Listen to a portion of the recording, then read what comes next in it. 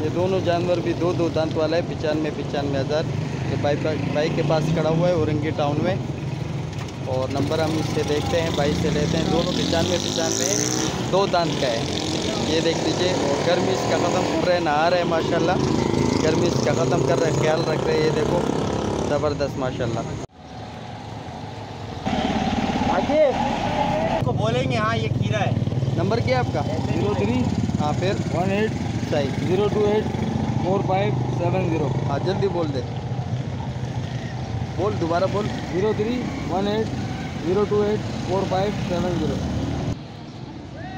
इसका भी यही है। ये भी दो दांत। दो दांत। सबका 1-20 ये दे सही सही। ये भी दो दांत का है। सारे बछड़े हैं नए नए। और 1-20 रेट बता रहे हैं। कोई रेट करेगा तो इंशाल्लाह आ जाएगा। 90 तक आएगा। कोई भी नंबर दे दिया भाई ने, तो रब्ता करो इंशाल्लाह आ जाएगा। ये आपके पास खूबसूरत माल है।